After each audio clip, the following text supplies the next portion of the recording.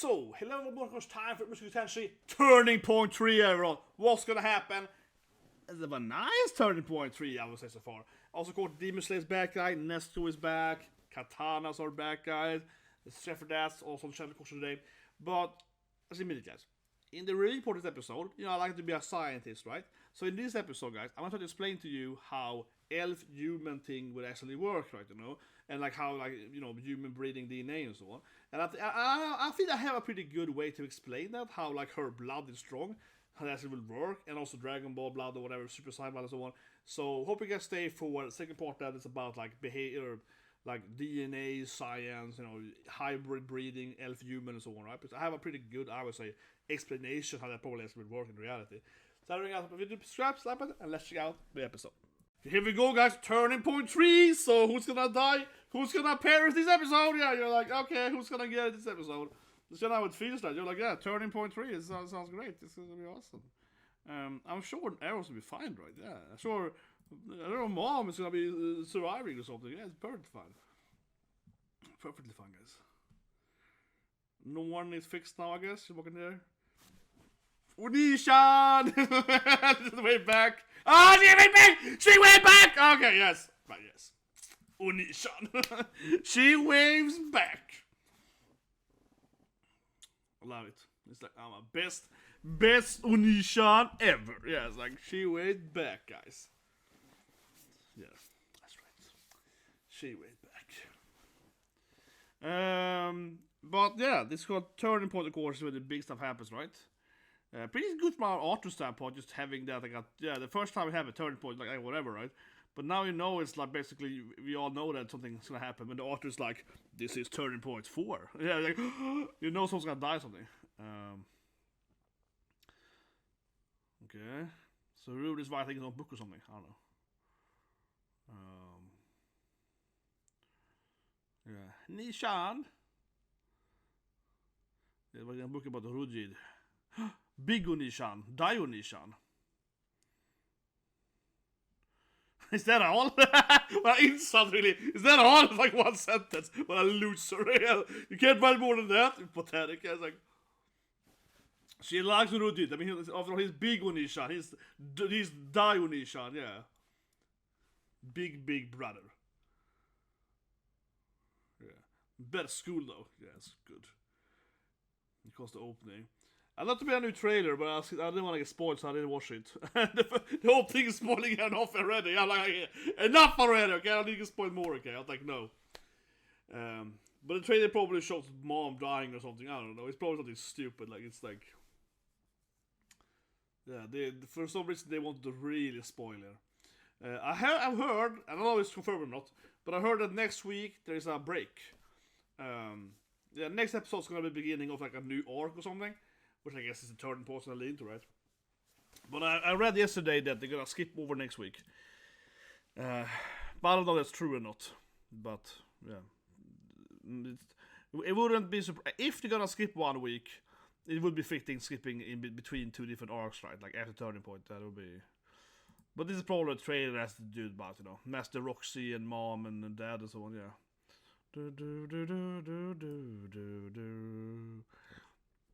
And of course, we have Nesko for me here. Today, Demon Slayer is back, guys. Got my katana, of course. My green katana. I use like the Hashira, green. Yeah. And, of course, this is a real katana. I have a lot of swords at home, though, yeah. But it's my most. This is the katana I have that looks the most like it's katana. Yeah. One looks the most like the katana in Demon Slayer. But here we go. Aisha's there, just being a good maid sister. Yeah, where's my maid sister when I needed one? Just make me food. It's like, well, I think also I thought it was strange this episode that she wasn't very involved in the Norn thing. Yeah, she's like, what happened to her and Norn? Yeah, they felt weird that she wasn't really involved in her sister having her depression or whatever, her Hikikomori and so on. That was kind of strange that he didn't ask her for help. I want money! That's good. Good girl, yeah. You're gonna pay me for this. Stupid Unishan. I'm doing all the work here. Like, yeah, I can't be your maid for free. Yeah, it's good. It's good, Aisha. It's good. Is it weird? But no, not at all. That's good. Aisha's like, okay, I'll be the maid, but you're gonna pay me. That's good, Aisha. That's good. That's good. Maybe some magic. Aisha can just go like, Adishan! Can you please use your magic for my soil? But okay, fine. I was like, yeah. Oh god, adorable little Emoto-chan. Yeah, she's using her immortal power there. Like, please, Onishan, I need your soil. It's a whole, like the third time now. Onishan. Stop trying. Stop trying to do the puppy eye. But maybe she dies. I don't know. You know, this is what I mean. She's using her brother's power here. My power, I get the Princess Ariel, yeah. Aisha is very crafty. I see, Princess Ariel. I'm a Greyrat. Oh, I see, Greyrat. Okay, yeah. Yeah. It's like, can you please stop using our name? Come on, I'm a Greyrat. Yeah, because Aisha is a very... Yeah, she's a very crafty little girl. Yeah. She's not good at business. She's a monster. Yeah. That's right, Onishan. Oh, it disappeared. Weird.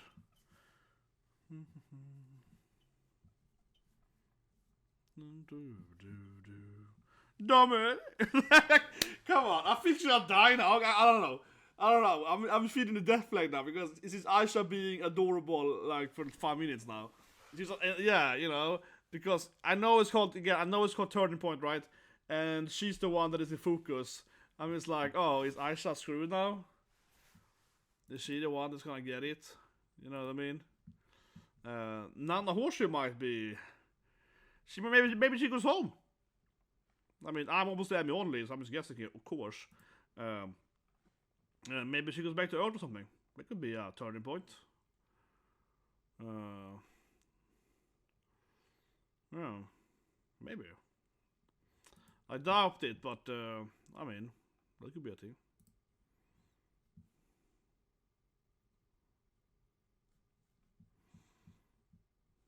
No, what's this thing? Summoning circle? If I find mom, maybe? If it emits a light, maybe you can summon mom with that. Yeah, maybe. Maybe you can summon your mama. It's like a limited. God, I'm nerd, Rudy. Oh, it's limited edition. Yeah, I'm the only one that has this. My God, yeah, what a nerd take. Oh, it's a limited edition. Okay, now the dwarf is very impressed by his like dragon figure here.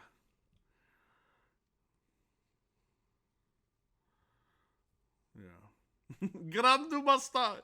Is that what she calls Rudy, Grandmaster? Yeah, he's the big master. He's master's master. He's the Grandmaster. Yeah, it's fun. Man.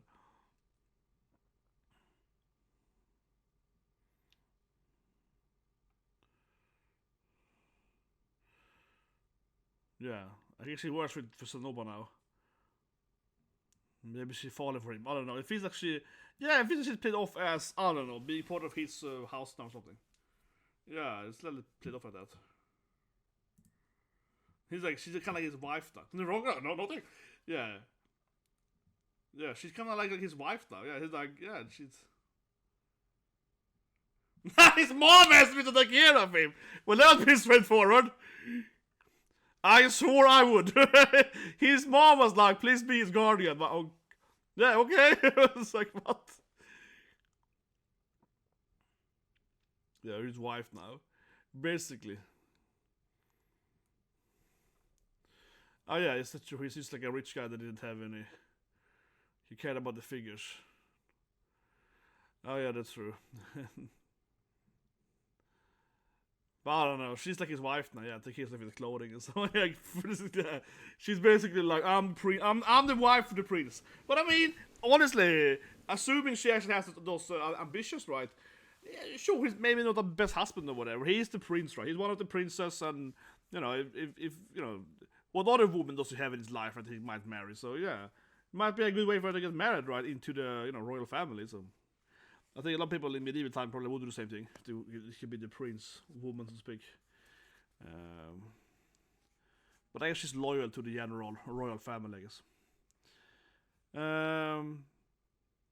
Nothing has happened yet to be that guy.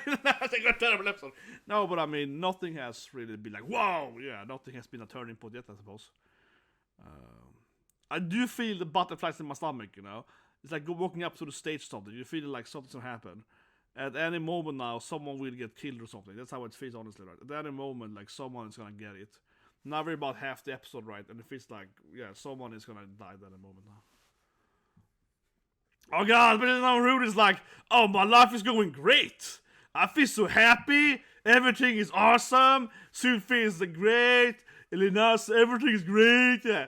So now, like, Norn or Sylphiette or Isekai will die, or maybe Sylphiette has a miscarriage or something. Yeah, it's like, everything is going so great for me. Like, Jesus Christ, man. No, this is like, this is a massive, massive death flag, man. He's just like, everything is great. Me and Sylphiette are so happy. And she's probably gonna have a miscarriage. That's my guess. The last week, that's my guess. The Sylphie's gonna have a miscarriage, right there. And the thing is like this whole like, oh, everything is so great. I'm out running. I'm so happy. Here's Sylphie's all sad and a miscarriage. That's my guess. Okay, she's probably pregnant. She's probably pregnant, right? Nesan. But I think she could have a miscarriage. That's gonna be a turning point. Well, I guess the turning point just could be that she has a baby, but. Yeah, she's pregnant, right? Of course. The Sylphie's pregnant is obviously the kind of the obvious things that happen. But I said episode 1 sort of opening. I said it immediately sort of opening that of course she's gonna get pregnant, right? Yeah, like she's obviously pregnant. I mean, but like I said it earlier. I mean, I called she was gonna be pregnant like 6 weeks ago. This could be the turning point in itself, but I don't know if this is so obvious. Rudy's like, what? Yeah. Rudy's like, I'm a dad? Yeah, but I mean. Då kan jag. But honestly, I mean, maybe this is a turning point. It would be the I don't call it lame, but it would be like I guess a turning point that he has a baby, but it's a turning point itself, I guess.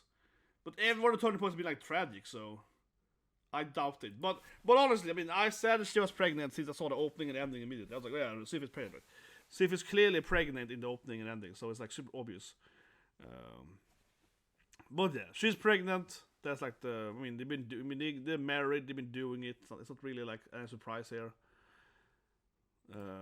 Yeah. There we go. Arigato. We're gonna get babies together. I'm gonna be the best dad ever. It's like I'm gonna be the greatest father in anime time ever, man. It's cute. Yeah, she was afraid that she couldn't get pregnant because she's an elf and he's a human and so on. It might be hard for them to. I know I was gonna cry here. Yeah, it's gonna be emotional. But she was afraid too that she maybe would have. That it's probably harder for her to get pregnant given there are different races, right? But clearly they have half elves, so it's not like. But yeah, maybe that's just a turning point. I don't know. I mean, maybe we're gonna jump in time now and then they get babies and she's gonna. I honestly feel she's gonna have a miscarriage. I feel like that's gonna be the returning point. Yeah, now Norn is like, oh my god, I'm an auntie now? Yeah. It also reminds me of my best friend. He has an uncle that's younger than him. Yeah, I have one of my best friends, or my childhood best friend. He has his grandpa, right? Has like a second family basically. Right? He with his grandma, got his couple of kids or whatever, and then he kind of remarried another woman like 20 years later and had more kids, right? So he got like a bunch of like uncles and an aunt that is like younger than him because his grandpa has like a completely new family with a woman like 30 years younger or something than his grandma, something like that. Like happens sometimes, yeah. Sometimes there's years between your uncle and your aunt and so on might be.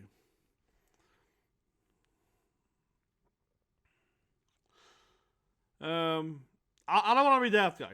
I mean, a lot of anime, it's the best anime writing ever, but it does feel a little bit lame if this is a turning point 3. I mean, honestly, I do expect someone to die or something, honestly.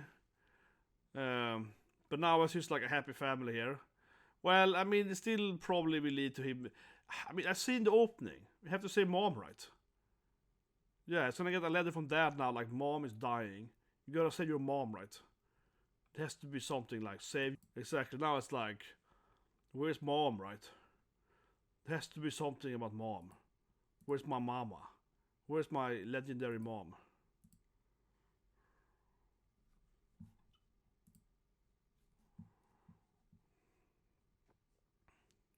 Yeah, they haven't been sent mom yet. It's going wrong, right? I mean, that's had to be the returning point. The whole mom. Oh, God is like, don't go there. Because in my theory, right, Paul will die, right? He's like, don't go and save them, yeah. My guess is that his father will die, right, if he goes there. So God's like, don't go there. God's like, do not go. You even got married. God's like, come on, bro. Don't go there. God is like, don't go there, bro. You happy now, bro. Don't go there. No, you stay with your wife, yeah. Or maybe it's just a miscarriage because he leaves. That's true as well, yeah. I really expect him to have a miscarriage.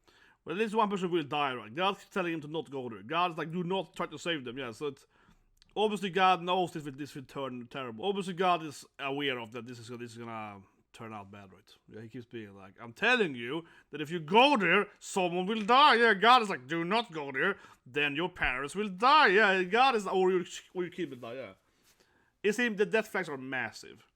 But I'm guessing that next arc will be him going, of course. I mean, I'm sure he's gonna go there.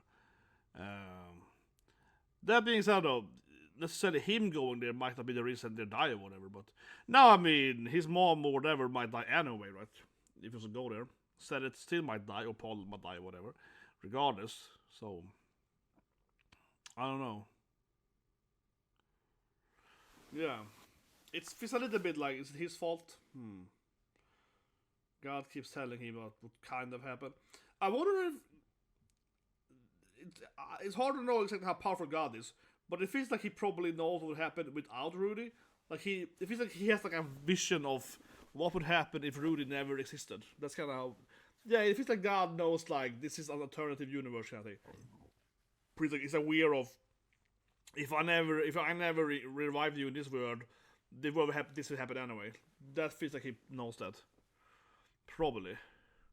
I'm guessing very much now, but I feel so. Yeah, God is like he's clearly have foresight, or it's it's time traveling or whatever. But he clearly knows what's gonna happen to some extent. He clearly has some kind of future.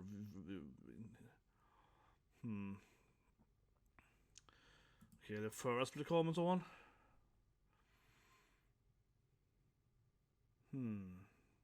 Yeah, they'll be happier.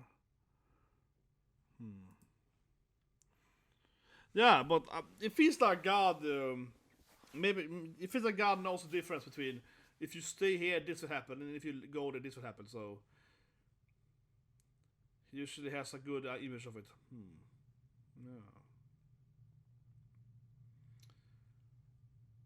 It does feel like the baby is gonna die if he goes there. Yeah, it does feel like the baby is gonna be like something we have with Sylphiette. I mean, there's one other issue right earlier that Rudy can't use healing magic. It's an issue too, right? As I said earlier, Rudy can't use healing magic.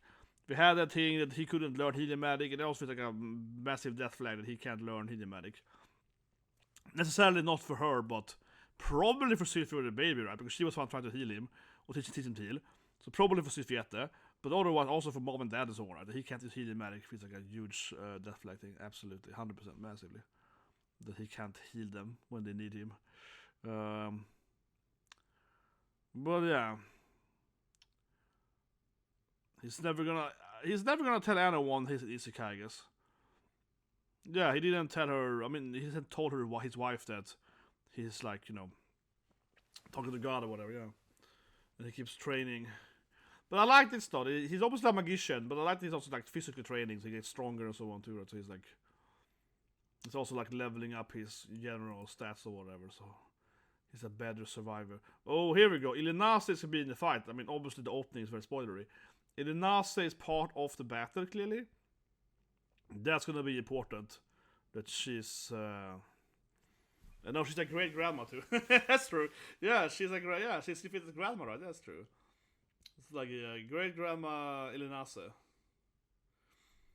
Cliff is quite talented, honestly. We saw him in Nanahoshi's episode, and he actually kind of showed up that he has really good talent for this magic stuff. Because I mean, the first time we saw Cliff, in the OVA, right, he was kind of played off as like a laughing character, right? But now he's pretty competent actually. Well, I am surprised nothing more has happened than him is being like... Well, I guess he's at a crossroads of like, should I go and help my parents or not? That's a turning point itself, I guess, but...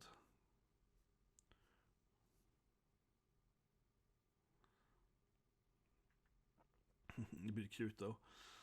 So no one is family. So no one is cute, man. No one is boy. Yeah, come on. I got like cute little family now. I can't bring with my people, you know. Come on, master. Yeah, like he got that cute like the family gathering there. Yeah, it fits the whole thing. It's like she never been born anyway. The whole thing that he's leaving his pregnant wife here to try and go and save his mom, of course, but still. It feels really strange, yeah, like it's...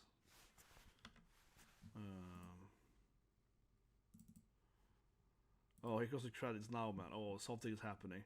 Oh, yeah, something is happening now! You know it's gonna go bad now, probably, but they're skipping over the ending, yeah. So they're extending this, the last minutes here, right? By skipping over the ending, they have more storytelling. Oh, no. Okay, so Aisha and... Should I abandon them? No one is aware of that though. She seems to be aware. But does no one live with them again? Did they skip over that? Did they explain that? Yeah. And Sylphiette is just sleeping here. Oh no. He's gonna abandon them. He's gonna just leave on the night. Telling her anything. Yeah, I mean, like I said, they're skipping over the ending. So you know what's gonna happen now. Yeah, they're not doing an ending scene. They're like, okay, we have too much storytelling here. No one's gonna join, maybe? She goes with the backpack. She's like, let's go and save mom. She's like, for mom. I got a mom to save. That's good, Norn. She's like, let's go to my mom. She falls on the stairs. Come on. That was unnecessarily rude. That's just mean, man. Gotta save mom. Yeah, it's like, come on. This if is gonna mean to her, man. Wanishan. Exactly. Mom is in danger! Not so dead, yeah, but yeah. Or should I cry now? Oh yeah, no one's like, we gotta save them! Exactly, you're strong, Nishan, you're strong! You gotta save our parents! Stupid Nishan! That's right, no one is like, you're terrible! But God told him not to do it though, so I don't know. His sister is crying, but God also was like, don't do it! God was like, I know you wanna save your parents, but don't do it! So it does feel like God was like, no, like, don't listen to the emotion of stupid kids crying, no, ignore it. But now he's like, you're right. I gotta save our parents! Let's go and save mom and dad. New R coming here, clearly. Hi, Unishan! Oh yeah, promise not to fight them and so on. Yeah, it's like, oh no, he's like, okay, I'm gonna leave so you be take care of my kid then, yeah. No one, you probably protect my my child. Yeah. Okay, determined Rudy. Yeah, I gotta save my family. Turning point 3. Gotta save my family. Yeah, it's like let's go. Labyrinth arc next episode. Whew. But like I said, right? It's I think it is now. So Sylphiette is pregnant. Quite the turning point. Now, but honestly. I was disappointed, guys, but I did expect her to die or something. No, but seriously, like, I have to say it. Nothing is wrong with the episode per se, but it's called Turning Point 3, and okay, they're gonna have a baby. It's a big turning point, having your first child. Don't get me wrong, but it felt like something bad was gonna happen. Honestly, yeah. If it's a little bit the meta knowledge now on knowing that turning point up to this point to be really negative. And now it's like, oh, I'm pregnant. I was like, oh, miscarriage. I was sitting there the whole episode expecting her to have a miscarriage, but nothing happened. So I'm like, I guess. But then it ends though, with the course God telling her to don't leave her, right? And no one's like, please, you're gonna leave and save mom and dad if I'm leaving. So I'm honestly guessing that Sylphiette will have a miscarriage. Like straight up, you know. Because the whole thing, that to me would be like the biggest turning point, right? Not that he actually goes and like save his mom and dad, and I still think that Paul will die, don't get me wrong, or mom, but I still think Paul has a very, very massive death leg on him. But you know, the whole idea that God is like, well, don't leave, man, you should probably stay at home, bro. To me, makes it feel like Sylphiette is gonna have trouble, right, when he's not there. something happened to her. Maybe she dies. Maybe they're attacked, right? He can protect her. Maybe it's just a random miscarriage because it's hard maybe for an elf to have children with humans. I mean, she did mention that it is harder for her to get pregnant, right, by a human. She's like, oh, I'm a half elf. I'm a very powerful, my bloodline is very powerful, which I interpret as I am 100% elf. No, but depending on the storytelling, and sometimes, right, being a half elf literally means you're half elf, right? And what I mean with that is that in some lore, in some animes or whatever, books or so on, right, being elf is basically just a percentage, right? So if you have a grandma, as Sylphiette is an elf, they make a quarter elf, right? If you're, if your mom is half elf and your dad is a human, right? You'll be a quarter elf, so to speak, right? You still be half elf, you know what I mean? But you'll be a quarter, technically speaking, right? But the way Sylphiette explained it, she's just half anyway. So in some other lore, right? And I guess well, not really in this, but depending on, I guess, your mana or something like that. In this universe, I'm guessing it's like basically you're half, you stay half, right? Like you if you're very powerful, your elf body takes over basically. And honestly, from like a DNA standpoint, from a scientific standpoint, that actually kind of makes sense. I've said it many times before my life, but it actually kind of makes sense because the way it works, right, is that we give, our children half our DNA basically, right? You have like one chromosome in a pair. So you have two chromosomes in a pair, for example, XX and so on, it's a pair, right? And then you give your child one of them, right? So that's also how men and women are different, of course. A woman have two X chromosomes, and men have one X and one Y. And that also means that it's never actually the mother, of course, that matters, so to speak. No, but it's never the mom, right, that actually is, so to speak, dependent on if you have a boy or a girl, right? Because the dad, he's the one that giving you either X or a Y chromosome for the child, right? A mom cannot give her child a Y chromosome, so she cannot set it over. And for that matter, then, as a side note here, for example, color blindness. The reason that women can't have like the standard red and green color blindness is because the color blind is on the Y chromosome, right?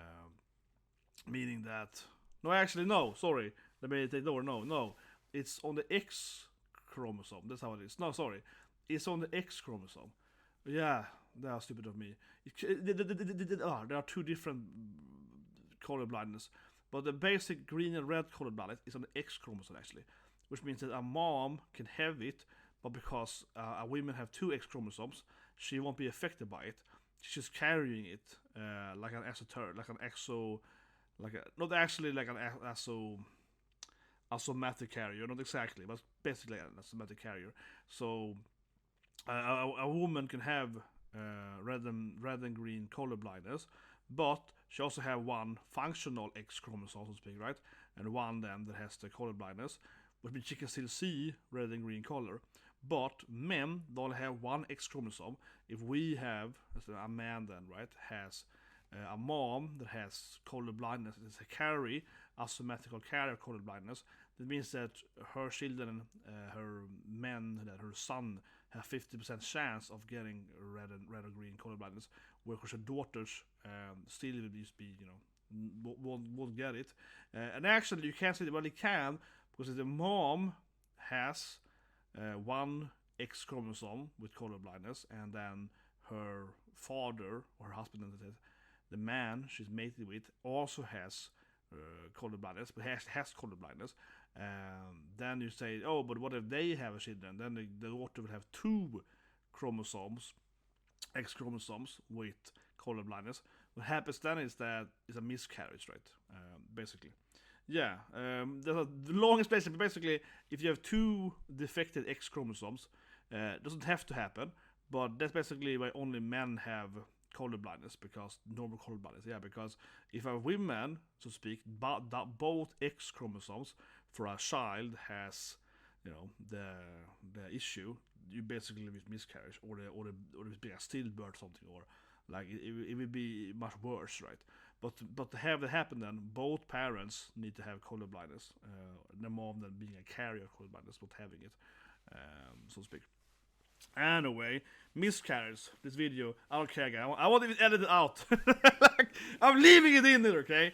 No, honestly, I'm leaving it in because it's important sometimes to show that, okay, I know all the science, I have a freaking, have a lot of degrees in this topic. I think I'm in this topic for DNA, right? So I spent a lot of time studying this stuff and, get some bachelor's degree or whatever and so on. Behavior, BART, right? Biology. But it is sometimes you sit here like, oh yeah, wait, was it that one? X or Y chromosome. That being said, there are also other colored bloods like blue and yellow. It's not the colored blindness, which is not then on the X chromosome, right? But anyway, when it comes to elves then, right, and humans, I think it makes sense because just like I said, right, if you are a human then, or sorry, if you're half human, half elf, right, and honestly, this is how I look at it. I look at it as colored blindness, right? So let's say that Sylphiette is saying that her child, or her and herself, is always half elf. What does that mean, right? Well, from a scientific standpoint, that would mean that she's half X, right? She has two X chromosomes, and one of them is elf, and the other one is human, right? And basically, she will always give her child the elf X chromosome, right? She cannot give her human X chromosome. That's basically what it means from a scientific standpoint. And that maybe doesn't make any sense, but I actually kind of like that, right? If you have a medical history, like medical world thing, you can absolutely explain that, no, like this is a very powerful elf magic in this woman, and her family lineage, of course, Elenasa is her grandma, right? So, no, they always just give their children the elf chromosome, right? They never give the human chromosome. Ergo, it's harder for them to also get kids then, right? Because it's harder to pair up, like only giving specific elf chromosomes, right, with human chromosomes, instead of giving that.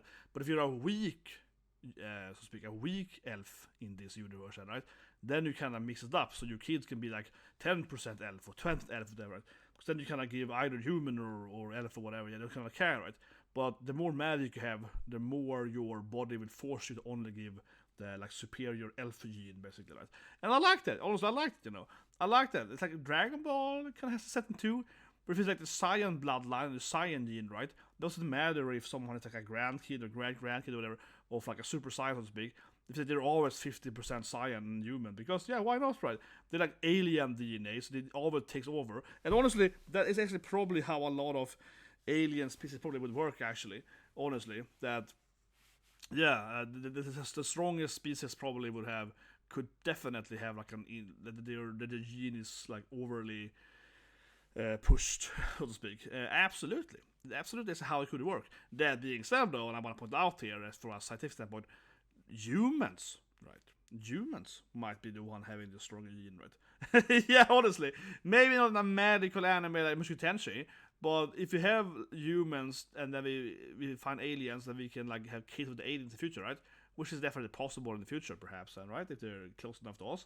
Doesn't mean that we actually be like, well, it's always like I'm half Nyat, half human, and the Nyat gene always takes over. No, it actually might be the opposite, that the human gene is stronger and that takes over. So it might be very, very opposite. Depends, right? Because we don't have magics, it's that the stronger genes might always take place. But like I said, from us, it's not impossible. That's how it would work, especially from a evolutionary standpoint. If you have a race that has several half whatever, right, and it's been a thing that's going on for a long time, then you probably would have evolved your genes to do this exact thing. For example, a virus, right? A virus needs a host body to be able to duplicate its genes into your host body. Viruses are very interesting because they can't just reproduce by themselves. They need to have a host body to duplicate themselves into that body, basically, right? And they have adapted around that, right? So if you have an alien race, or rather many alien races that all live together in some kind of diverse alien planet, right? There's a bunch of different interbreeding, different human, different elves, whatever, space elves, so on, orcs, whatever, right? It happens frequently for many generations.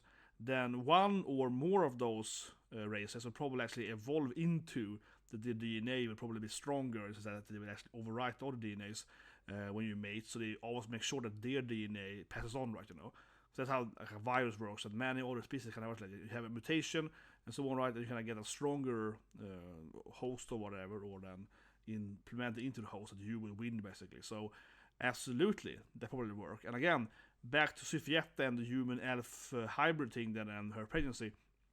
That's probably how it works here, right? That no, her magic is so powerful, right?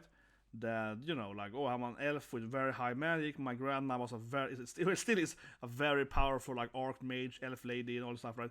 That probably means that your, like, magical DNA basically always wins, right? Which all means, of course, that Rudy's kid with Sylphiette will be half elf, like 50% elf and human, even though the kid only is, you know, like an eighth, right, of an elf actually. But because the elf DNA is powerful with magic, if it overwrite the human thing, or overwrite, but rather when you're sending off your chromosomes, she's only able to send her elf chromosomes.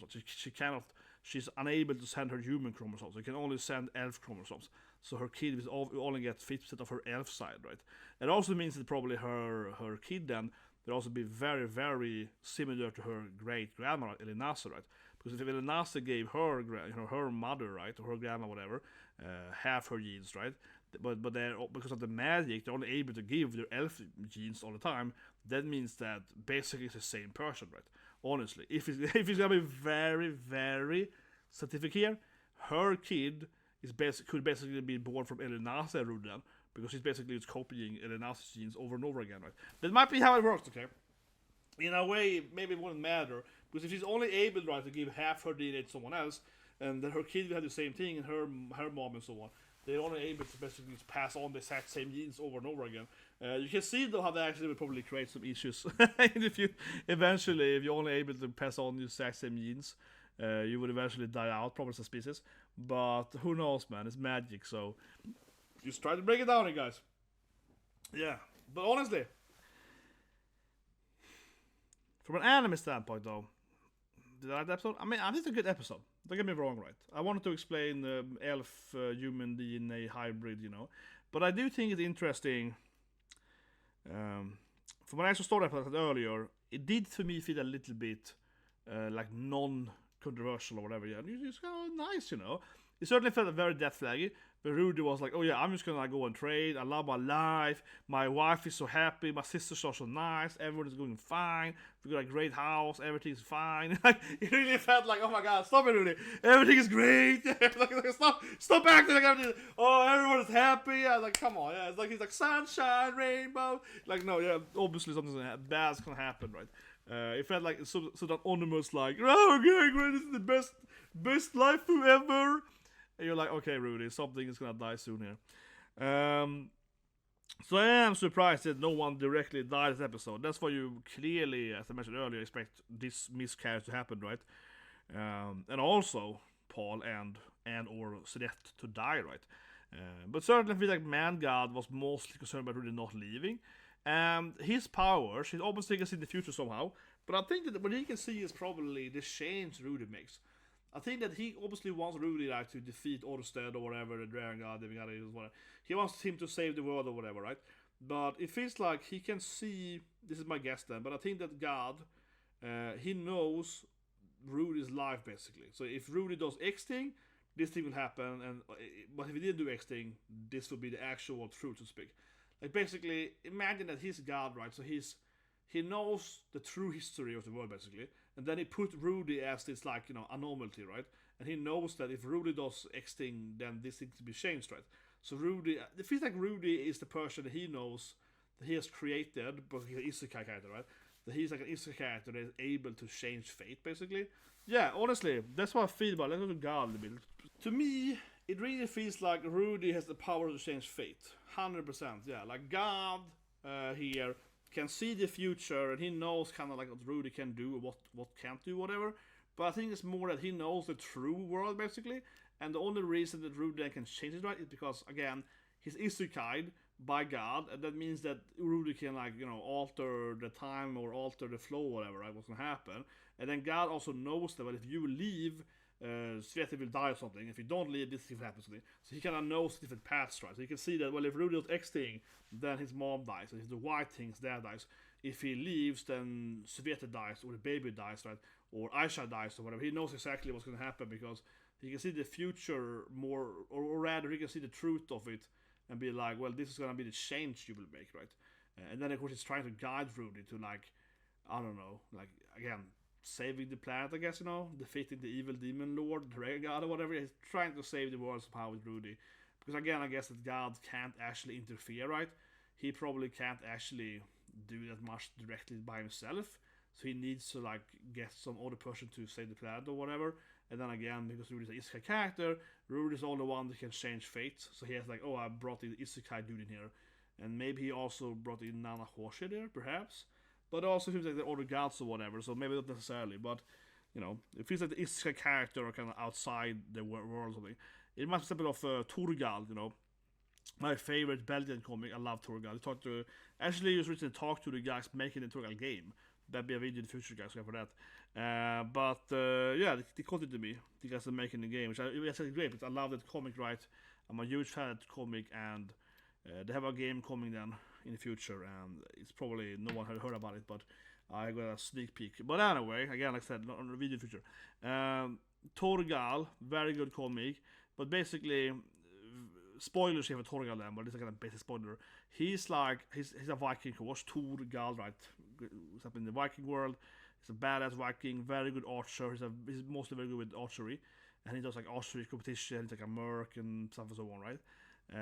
But basically, because he isn't a Viking, they find him like Moses in the kind of water. They kind of find him in this baby carriage, basically in the water. He actually isn't from Scandinavia or whatever, right? He just managed to survive to get as a baby by random luck, of course, but whatever. And later on in Torgal, it basically explained that a lot of what happens to him is because he's not in like the god script. So the gods, you know, like Thor, Loki, whatever, right? Odin, they basically have this like, you know, the runes, right? Like the Norn sisters, and they can tell you your life, your fate, or whatever.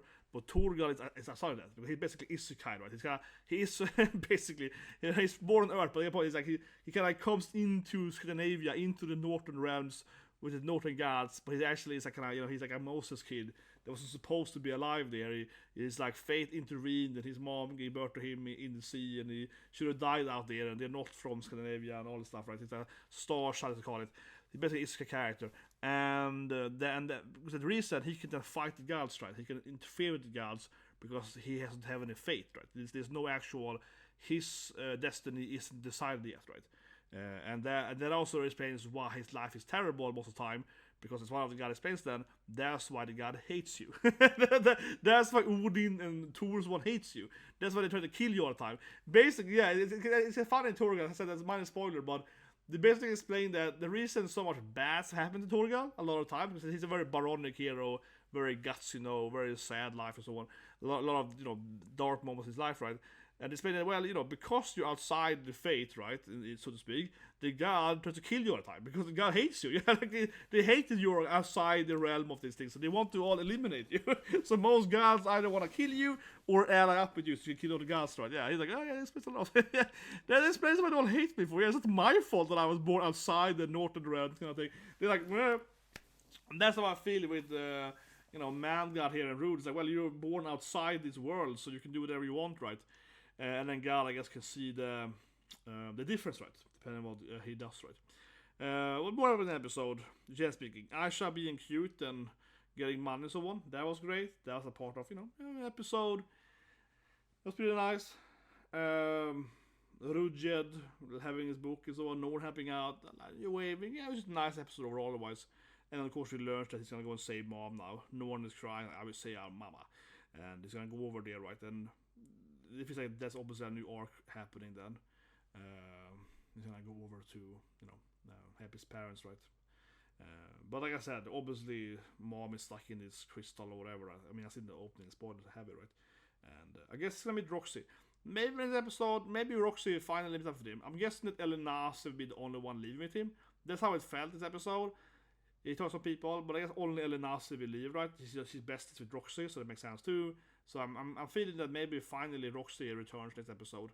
That, you know, Elenas and her are gonna meet up, of course, and then they're gonna go to mom and dad, or dad, I guess, and dad goes to mom. Yeah, probably. But I guess that Roxy will come next episode, or 2 episodes from now. Yeah.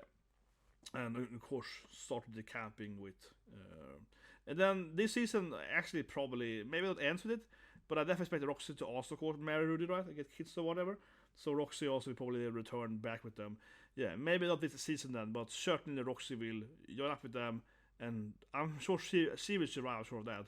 Then she will return with Rudy to Sylphiette, right, and also live in the mansion. That I feel like a no-brainer. Yeah, Roxy will also start living there, and Ares will be the last one to meet up with them. Yeah, I don't think we're gonna see Ares or Ghislaine at all right this season. I don't think so at all. No, it feels like we won't see Ares and her storyline and her character, Ghislaine and all the characters on her side. They probably won't appear at all this season. Maybe it'll be next season. I don't know, but they feel they are very out of the story right now. I don't think we're gonna see Ares for like at least 10 more episodes, probably even more than that. 15 episodes.